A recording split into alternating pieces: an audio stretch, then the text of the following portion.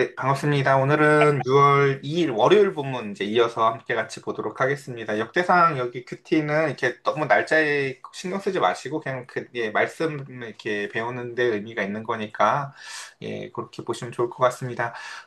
역대상 오늘은 2장 말씀 볼 텐데요. 내려주신 복을 세어 보아라 라는 제목으로 말씀 나누도록 하겠습니다.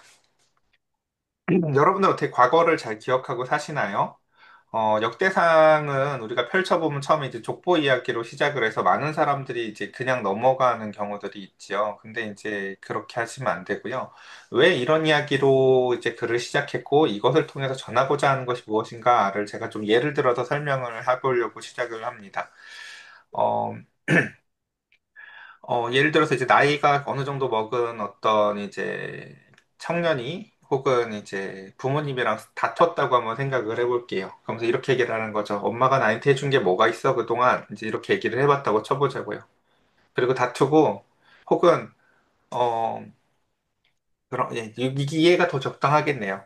결혼할 때가 다 돼가지고 그 가운데서 돈 좀 해달라고 하는데 엄마가 나가 돈을 잘 안 해주는 것 같은 거예요. 혹은 언제 해줄지 모르겠는 거예요. 그래서 엄마가 나한테 뭐 해준 게 뭐가 있어 하고 이제 다투고 집에 돌아와서 생각을 진짜 해보는 거죠. 엄마가 나한테 해준 게 뭐가 있는지들을. 그랬더니 하나하나 헤아려 보면서 가까운 시간부터 가운데의 시간, 아주 먼 시간까지 헤아려 보는 거죠. 그리고 그 엄마가 나를 향해서 해줬던 게 사실은 전부였다라는 걸 하나하나 발견하는 거예요. 그러니까 역대상은 여러분, 그러니까 열왕기랑 다른 게 열왕기는 있었던 일들을 쭉 나열한 다음에 역대기는 있었던 일들 가운데 엄마가 나한테 뭐 해줬는지를 중점으로 기록을 하는 글이에요. 그러니까 왜 객관성이 없냐고 따지면 안 돼요. 이거 왜 객관성이 없는 게 아니라 목적이 그런 목적이 아니에요. 모든 시간을 흘러오고 나서 그 뒤를 돌아보면서 엄마가 나한테 해준 게 뭐가 있었지라는 걸 기록해 보는 거예요. 근데 그 기록 방식이 뭐라고요? 족보라는 형식으로 기록을 하는 거예요. 내가 처음에 그래서 처음에 열왕기상 시작이 아담으로 시작을 하죠. 무슨 뜻이에요? 일단 내가 너를 처음에 만들었지 않니? 라고 생각해 보는 거예요. 네가 거저 세상에 나왔니? 내가 아담을 지었고 그로부터 내가 얼마나 기뻐하고 기뻐했는지 아니? 내가 그로부터 이렇게 또 그 다음.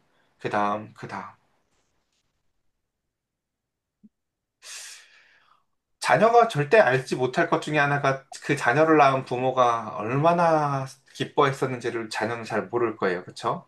저도 온 우주를 가진 기분이었거든요. 제 손에 그런 물체가 닿는 기분을 처음 느껴봤거든요. 제 딸이 태어났을 때. 그런 것들처럼 하나님이 그 가운데에서 우리를 향해서 행해 주신 것들이 무엇인지를 돌아보는 글이 바로 역대기인데요. 어, 이제 처음 질문은 이런 거죠. 일단 배경이 어떤 시대냐면 이때가요. 이제 우리 에스라 얼마 전에 배웠잖아요. 그쵸? 이제 페르시아 바사가 이제 바사 제국 가운데 있었을 때처럼 바벨론에서 이제 바벨론이 멸망하고 페르시아가 이제 세상을 다스리고 바사 제국과 함께. 근데 이제 그 시대에 그 가운데서 이스라엘은 이제 돌아왔어요. 포로기에서 돌아올 사람들은 돌아오고 또 뭐 남겨진 사람들도 있었죠. 페르시아 제국이 우리가 얼마 전에 에서 봤지만. 근데 어쨌든 이거든 저거든 돌아왔든 뭐 돌아와서 그 가운데서 있는데도 불구하고 이제 성전을 지으라고 해서 열심히 있는 돈 없는 돈 끌어다가 이제 나름 이제 뭐 그렇게 멋진 성전은 아니어도 성전도 이제 건축을 제2성전도 짓고 했는데 별 일이 안 생겨요. 뭐 하나님이 뭐 메시아를 통해서 보내주셔서 뭘 하고 그 다음에 이방 나라들이 쫓겨나가고 하는 거여야 되는데 그냥 우리를 다스리던 나라만 바뀌는 거예요. 바벨론에서 페르시아로. 그리고 뭐 바뀐 게 없어요. 그러니까 우리 뭐 하는 거지? 라는 생각이 드는 거죠. 마치 세상 사람들은 주말에 놀러라도 다니는데 우리는 교회만 다니고 그 가운데서 뭐 세상 사람보다 나은 것도 하나도 없는 것 같고 내가 뭐 하는 거지? 라는 정체성의 혼돈이 오는 것처럼 이스라엘 백성들도 이제 예루살렘에 왔어요. 그리고 뭐 성전도 졌어요. 근데 내가 뭐 하는 거지? 내가 뭐지? 라는 이런 정체성의 혼란을 느끼는 거죠. 그래서 그러면서 이제 아까 얘기했던 그런 관점으로 보는 거죠. 우리 과거에 그럼 하나님은 우리한테 뭘 해주셨는지를 한번 좀 떠올려 보자. 기억해 보자. 라고 하면서 그런 목적으로 기록된 게 역대기다라는 것입니다. 그래서 근데 이제 첫 번째 장애물이 이런 거죠. 저 어렸을 때 기억이 나요. 저희 아버지가 야 이거 봐라 라고 하면서 책을 이만큼 들고 온 적이 있거든요. 그게 어디 이씨 문중에 가가지고 족보를 만들어 갖고 온 거래요. 그래서 막 되게 뿌듯해 하시더라고요. 자, 제가 그걸 펴본 적이 있을까요? 없을까요? 없어요. 차라리 그 책이 뭔지 말을 안 했으면 제가 펴서 보기라도 했을 건데, 안 궁금해요. 안 궁금해요. 안 궁금해요. 내가 눈에 보이는 우리 아버지한테도 잘 못하는데 무슨 그 아버지가 누구였는지 안 궁금해요, 별로. 그러니까 내 집안 족보도 관심이 없는데 여러분 남의 집 족보가 관심이 있을 리가 없죠. 예, 그렇죠. 그러니까 영택이가 그래서 좀 그래요. 처음 펴자마자 그냥 남의 집 족보 이야기가 이렇게 길게 있으니까요. 근데 이게 왜 이런 방식으로 글을 기록하냐면요. 이 당시 사람들은 그런 의문이 있었거든요. 내가 누구지? 과연 내가 우리가 아직도 하나님하고 상관이 있는 거는 맞아? 왜 우리한테 지금 아무 일이 벌어지지 않지? 라는 것에 대해서 응답하기 위해서 쓴 글이 바로 역대기이기 때문에 그렇습니다. 그래서 나는 과연 하나님의 언약 백성인가? 이 족보가 과연 나하고 상관이 있는가? 라는 생각을 가지셔야 돼요. 이 족보가 나랑 상관이 없는 족보라면 여러분 거기다 넣지 않았어요. 그래서 족보로 시작되는 책이 마태복음도 있고 이 아담으로 시작되는 족보를 누가도 기록을 하잖아요. 우리 기억나실 거예요. 그쵸? 마태는 이제 그쵸? 다윗과 그 가운데 이제 예, 아브라함과 다윗의 자손 예수 그리스도의 족보로 시작을 하지만 누가는 아담 이야기를 꺼내요. 그러니까 족보의 위를. 그러니까 그것처럼 이 목적들이 족보라는 게 하나의 이제 이야기를 전달하고자 하는 굉장히 특징적인 장르다라는 거예요. 그러니까 족보가 왜 틀려라고 말하시면 안 돼요. 이거 족보가 장르지 우리처럼 이게 막 이게 이 족보라는 게 정확성이 생명인 그 글이 아니에요. 족보도 역시도 하나의 그 글을 전달하고자 하는 그, 예, 장르다라고 이해하시면 좋을 것 같아요. 자, 이제 오늘 이제 본문을 자세히 보지 않을 거예요. 여러분들 뭐 2장 한번 보시면 아시겠지만요. 이거 아침에 큐티 시간에 다 읽기도 버거워요. 다 안 읽을 거예요. 예. 그냥 포기했어요, 읽기를 제가. 이 시간에 설명도 해야 되겠고, 읽기도 해야 되겠는데, 다 못하겠으니까 설명을 할게요, 그냥. 자, 일단 그래서 우리가 보게 될 게 이제 1장부터 9장이 다 족보잖아요, 그쵸? 근데 여기에 한번 보자고요. 이제 이 족보를 통해서 뭘 말하고 싶은지를 제가 가이드를 대충 드리면 자, 처음에 보면 1장이 뭐였어요? 아담부터 다윗 이전의 계보들을 이렇게 얘기를 했었어요. 그리고 2장에는 보면은 그 가운데서 유다와 다윗의 족보인데 유다와 다윗의 족보가 보세요. 2장부터 4장 내용이 굉장히 길죠. 예. 여기가 굉장히 중요한 이야기겠구나라는 걸 좀 이해할 수 있죠. 유다에 굉장히 무게를 뒀다는 거. 그 다음에 뭐 시므온, 르우벤, 갓, 므낫세 반지파 족보는 그쵸 그냥 뭉뚱그려서 또 들어가 있고 그 다음 또 레위의 족보가 또 좀 길게 들어가 있어요. 레위. 그 다음 또 밑에 보면 나머지 지파들. 그 다음 또 포로 후기 공동체 이렇게 보면서 여기서 중요한 인물들이 이 족보를 다루지만 이런 거죠. 제가 학교 선생님이라고 생각을 해볼게요. 자, 내가 참 좋아했던 아이들 하면서 반 아이들이 저 학교 다닐 때 한 50명 됐거든요. 50명을 균등하게 쓰지 않죠. 그 중에 굉장히 내가 가난하고 공부도 못하지만 내가 더 사랑으로 품었던 고 그래서 역전된 아이들이 있으면 그 아이들이 좀 더 인상이 깊을 거예요. 그것처럼 하나님으로부터 어떠한 선택을 받고 그 가운데서 삶의 역전을 이루어내고 하나님의 그 아이를 향해서 어떤 긴밀한 내적 친밀감 속에서 약속을 했었던 아이들의 이야기는 좀 더 길게 다루고 그냥 뭐 그냥 조용히 있었고 그 다음에 혹은 그 가운데서 이제 하나님의 그 아이들도 사랑해요. 그 아이들도 그 반 아이들인 건 맞아요. 하지만 그 가운데서 좀 더 중요도가 상대적으로 낮은 이야기들이 함께 같이 공존하는 거죠. 그래서 여기서 중요한 제일 그 좀 하나님의 선택과 하나님이 왜 그 사람을 선택했는지 그리고 그 사람의 그 삶의 여정과 이야기 가운데에서 하나님이 어떤 은총들을 베풀어 줬는지에 대한 이야기들을 주로 아담, 유다, 레위 그리고 최종적으로 다윗 이런 사람들의 이야기 그 족보를 통해서 하나님은 계속 일을 하셨었네라는 걸 볼 수 있는 거예요. 우리 한번 뭐 그런 이걸 한번 그렇게 비유를 할 수가 있을 것 같아요. 아까 얘기했던 그 시집 갈 때쯤에 딸이 엄마 날 위해서 한 게 뭐야? 라고 했는데 엄마가 이제 통장 하나 내놓는 거죠. 너 어렸을 때부터 부었던 적금이야 라고 하면서 몇만 원 안 됐지만 세월이 길었으니까 어느 정도 모아진 적금 통장을 본다고 쳐보자고요. 그럼 그 별건 아닐 수도 있지만 이제 뭘 느껴요? 엄마는 날 위해서 항상 신실했구나 라는 걸 생각할 수 있겠죠. 이 족보는요 그러한 특질도 갖기도 해요. 하나님은 계속 우리를 향해서 약속을 지키고 계셨구나. 지금 뭐 하고 계시지? 라는 내 질문에 대해서. 그리고 나도 저 족보에 들어가는 하나님의 백성이구나 라는 것을 말입니다. 그래서 여기서 보면은 이제 어제 봤었던 그 1장 내용을 그냥 대략 정리해보면 이래요. 아담으로 시작해서 아담의 이야기에서 시간을 좀 오래 보내야 돼요. 내 뿌리가 그거였지? 라는 거예요. 그러니까 사람들이 야 태어났으니까 사람은 사는 거지. 불교에서 그렇게 표현하더라고요. 이렇게 우리는 왜 태어났습니까? 질문을 하면 질문이 틀렸대요. 그 질문이 왜 틀려요? 세상에 그냥 있는 게 없는데 그 질문을 해야 돼요. 우리가 왜 있는지. 역대기는 이렇게 얘기하는 거예요. 거슬러 올라가 봐. 네 아빠가 있었지? 네 엄마가 있었지? 더 거슬러 올라가 볼까? 올라가 볼까? 하나님이 첫 사람을 지으셨어. 너도 내가 지었어. 라고 말씀하신다는 거죠. 그래서 우리의 정체성의 뿌리, 아, 나도 하나님의 백성이구나. 그러니까 성경책을 여러 번 한번 이렇게, 제가 그렇게 보면 좋을 것 같아요. 성경책을 이렇게 하고, 하나님이 왕이셨던 시간만 한번 색칠을 해보면 좋을 것 같아요. 자, 그런 시간이 잘 없죠. 최초에 우리 하나님이 왕이셨고 우리가 하나님의 지음을 받아서 살았던 에덴 동산 이야기가 달랑꼴랑 3장. 그다음부터 쫓겨나가지고 내내 죄 짓는 이야기들. 언제 다시 저 에덴으로 돌아가지 하면서 가나안 땅으로 다시 아브라함 불러들여서 가나안 땅에서 있었던 시간 또 쬐끔. 또 막 도망갔다가 또 뭐 기근 있다고 또 나갔다가 그리고 다시 또 하나님이 불러들인 이야기 또 쬐끔. 그리고 또 내내 다시 그 가운데 하나님이 언약을 통해서 뭐 요셉 이야기 그 뒤로 이런 것들처럼 하나님은 그 언약에 신실하시다고요. 그래서 이 뒤에 보면 아담 맨 위에 줄이 뭐냐면요. 하나님이 직접적으로 이렇게 언약을 좀 맺었던 사람들이에요. 아담, 노아, 아브라함, 이삭 이런 사람들. 그죠? 하나님이 그들에게 나타나셔서 말씀하시고 그들과 언약을 맺었었는데 근데 그런 그 사람들이 이제 중심 인물들이라면 그 사람들을 통해서 있었던 이야기들 우리가 기억하죠. 노아도 범죄도 하고 아브라함도 죄를 짓죠. 뭐 이삭은 형편없었던 거 우리가 다 기억을 하고요. 하나님하고 언약의 대상자들이 죄를 많이 져요. 그 사람들도 역시도 연약한 사람들이에요. 근데 하나님은 그 언약을 그럼에도 불구하고 신실하게 어떻게 이어가요? 그 뒤에 노아 언약을 세밀하는 사람을 통해서 아브라함 언약을 이삭을 통해서 또 이삭을 이스라엘 야곱이죠. 야곱인데 야곱을 이스라엘로 표현을 해요. 우리 기억하실 거예요. 저는 창세기에서 제일 중요하게 읽는 이야기 중에 하나가 야곱 이야기거든요. 왜냐하면 야곱 이야기가 제일 길어요. 실제로. 어, 하나님이 그러니까 야곱, 전 창세기를 제대로 읽을 때 항상 드는 이유는 하나님은 왜 저런 인간을 선택했을까 하거든요. 그리고 그 인간 이야기를 제일 길게 다뤄요. 야곱 이야기를요. 그리고 그 인간을 이름을 바꿔줘요. 이스라엘이라고.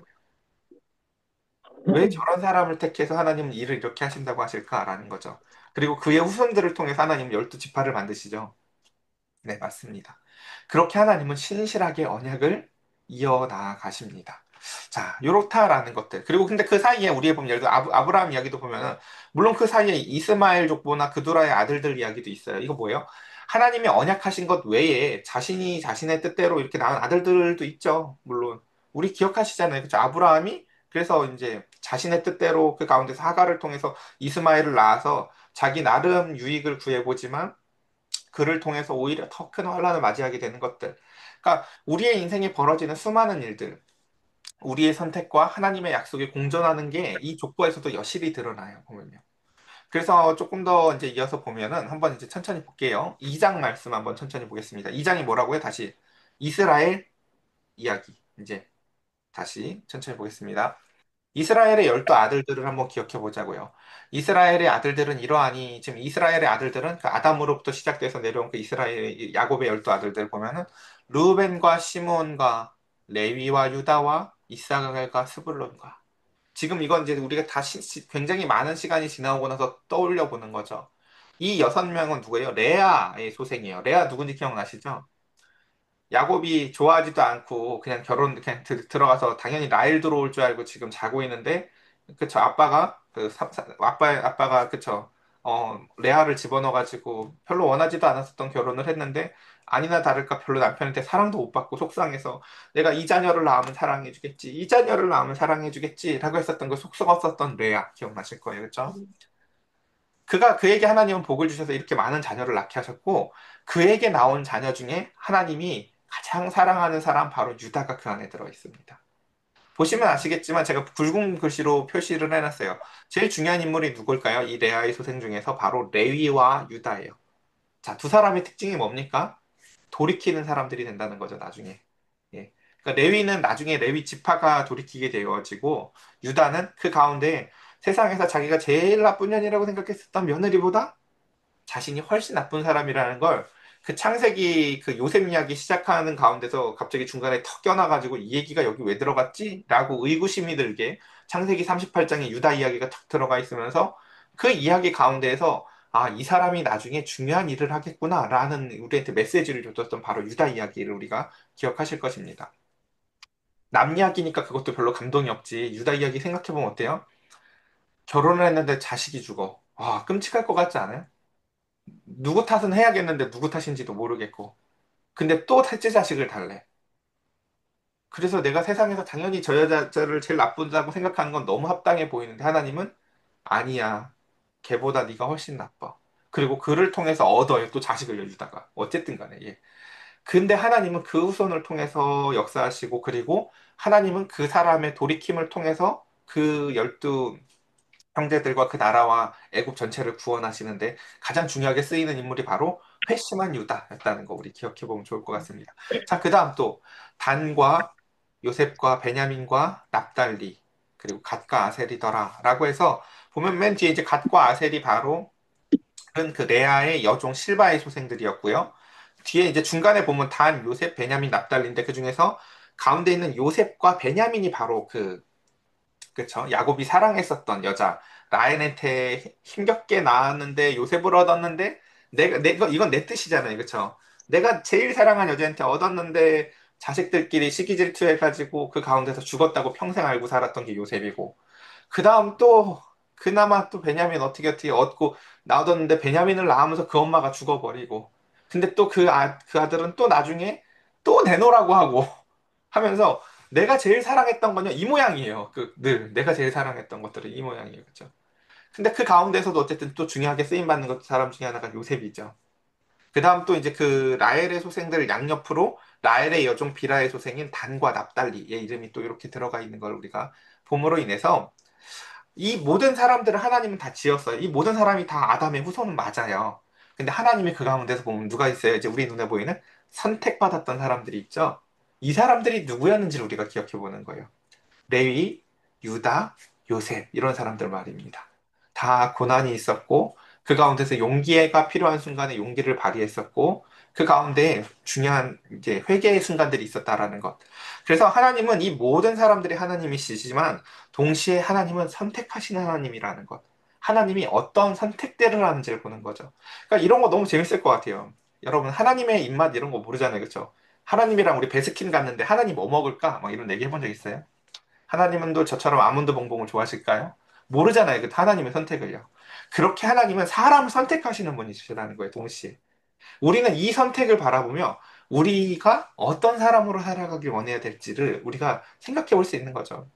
어, 내 죄인됨을 깨닫고 그 가운데서 심령이 가난하여져서 하나님을 사랑하길 원하십니다. 다음 보겠습니다. 시간 뭐 되는 대로 할게요. 예. 유다의 아들들은 하면서 이제 드디어 이제 유다의 자손들 이야기가 쭉 얘기가 나오죠. 그러면서 자손의 이름들이 쭉 나오는데 여긴 좀 읽어야 될 것 같아요. 에르와 오난과 셀란이 여기 이름 들어봤던 거 기억나실지 모르겠어요. 뭐 그래서 아들들이 그쵸 그 형사취수제를 통해서 그 원래는 이제 이렇게 책임을 져야 되는데 책임을 안 지고 성적인 것만 이렇게 하다가 하나님이 첫째 아들도 그렇고 둘째 아들도 그렇고 죽였던 이야기 기억나시죠? 읽어볼게요. 이 세 사람은 가나안 사람 수아의 딸 유다에게 낳아준 자요. 유다의 맏아들 에르는 여호와 보시기에 악하였으므로 여호와께서 죽이셨고 유다의 며느리 다말이라고 하면서 이제 기억나시죠? 이 다말. 예. 유다의 며느리 다말이 유다에게 베레스와 세라를 낳아주었으니라고 하면서 이제 사실 이거 제가 여기를 구조 분석을 할까 말까 했는데 어쨌든 구조 분석해 보면 세라가 거의 제일 중요한 인물 중에 또 한 사람이거든요. 어쨌든 그 베레스와 세라를 낳아주었으니 유다의 아들이 모두 다섯이더라 라고 하면서 우리의 삶에 얽히고 설켜 있는 온갖 죄악들이 이제 눈에 보여지는 것들을 볼 수가 있습니다. 그러면서 그 가운데서도 하나님은 그의 후손들을 통해서 계속 약속을 이어나가시는 거예요. 자, 봅시다. 그 다음, 베레스의 아들은, 이라고 하면서 그 위에 베레스와 세라를 낳았다고 했죠. 그 베레스의 아들은 헤스론과 하물이요. 세라의 아들은 시므리와 에단과 헤반과 갈골과 다란이 모두 다섯 사람이요.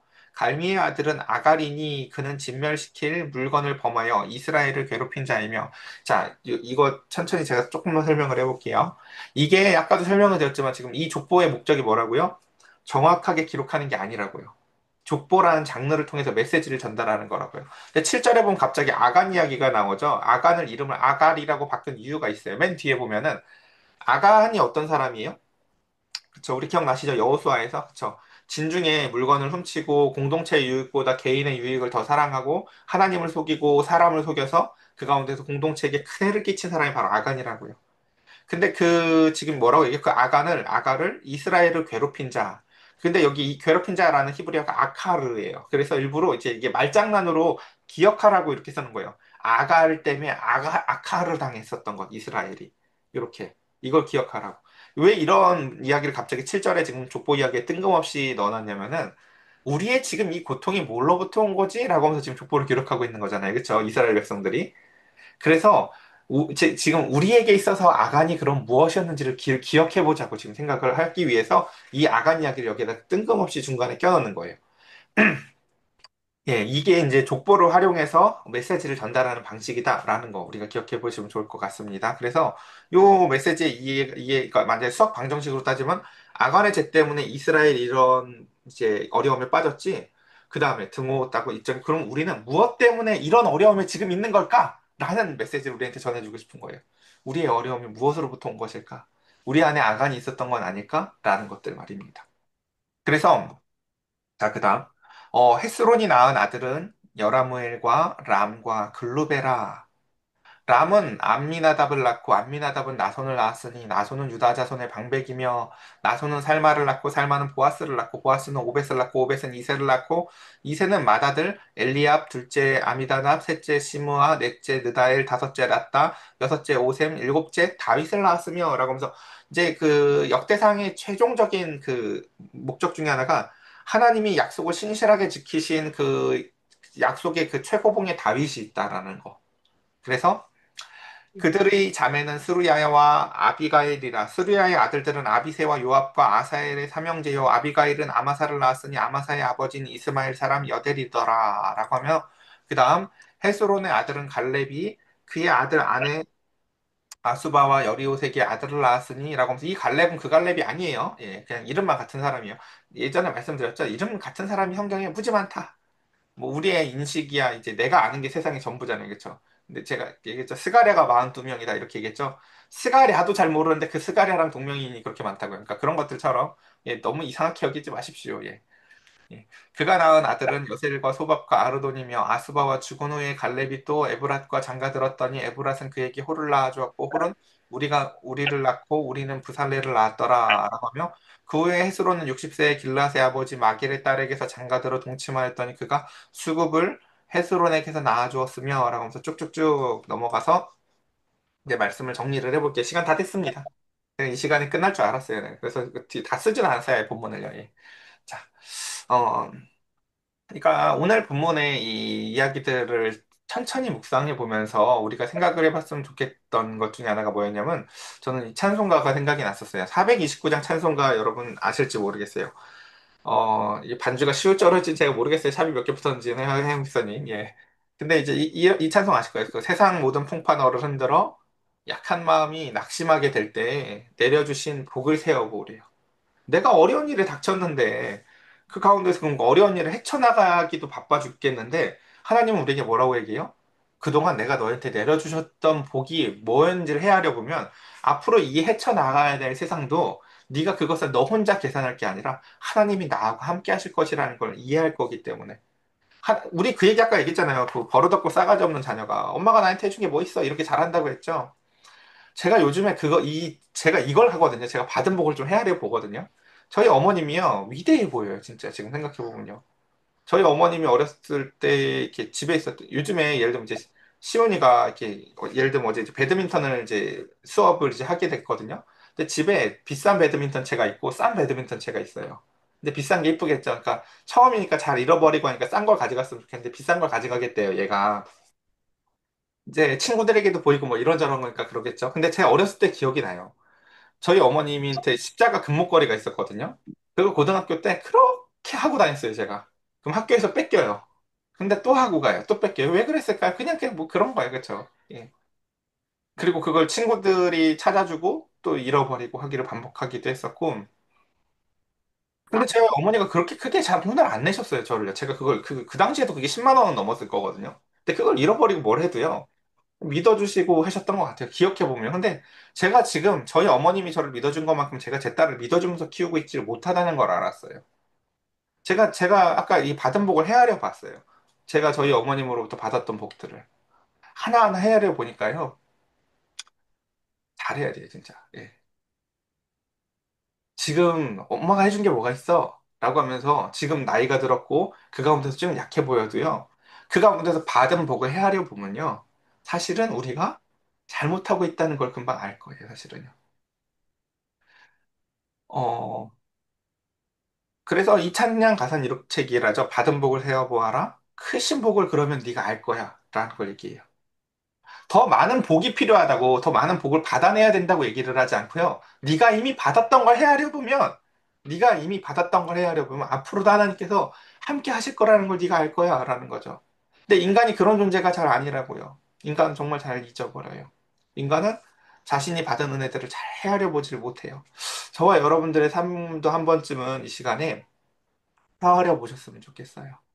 하나님이 지금껏 나에게 주셨던 은총들, 그 가운데서 은혜들을 헤아려 보며 내가 오늘 하루를 어떻게 살아가야 될지를 더 하나님한테 간구하고 부르짖기보다는 하나님이 나로부터 주셨던 그 은총들을 헤아려 보며 그 은혜들을 기억하자고 역대기는 우리에게 이 족보 속에서 봐라. 너희들은 이렇게 약속을 어겨도 나는 지금도 봐. 계속 약속을 지키고 가고 있지? 라고 말씀하시며 하나님은 이런 이야기들을 하세요. 봐, 아담을 지은 내가 하나님, 창조주야. 아담의 이야기가 첫 기억해야 될 족보의 시작이었다면 우리는 그 첫 족보의 이야기를 누구를 기억해냐면요. 예수 그리스도를 기억해야 돼요. 죄인 되었던 내가 죄인됨을 깨달았던 순간에, 그러니까 아까 생각해 보세요. 유다인테는요, 며느리 아말이 예수님 같은 역할을 하는 거거든요. 나의 죄인됨을 깨닫게 하고 형편없어 보였고 최악이라고 생각했는데 어마어마하게 위대한 존재고 내가 정말 그렇다는 것. 근데 그 다말은 자신을 막 다 용서해 주잖아요. 그렇죠? 그 죄를 감싸주고. 우리에게는요, 그렇게 그 유다처럼, 유다에게 자신의 며느리가 그렇게 중요한 역할을 했다면, 우리한테 그 중요한 역할은 바로 예수님이 하셔요. 우리가 기억해야 될 존재는 바로 그 예수님이십니다. 우리의 죄인됨과 우리가 사랑받는 동시에 자녀라는 것을 알게 해주신 예수님 말입니다. 그리고 그 주님께서는 이제 이 족보만을 던져주시는 것이 아니라 지금도 난 너희를 그렇게 인도하고 있고 사랑하고 있어 라고 성령님께서는 지금도 우리에게 말씀하십니다. 그래서 말씀을 정리해 보면요. 역사 속에서 수많은 언약을 맺었던 인물들의 이름들을 우리가 살펴봤지만 그 인간들의 불신앙을 우리는 동시에 기억합니다. 동시에 그리고 그 속에서도 끊임없이 신실하게 약속을 지켜나가신 하나님을 기억해 보며 오늘 우리 아까 방금 이야기했던 찬양의 가사처럼 우리에게 그 약속을 이어나가실 하나님을 기대하며 우리 함께 이 시간 기도합시다.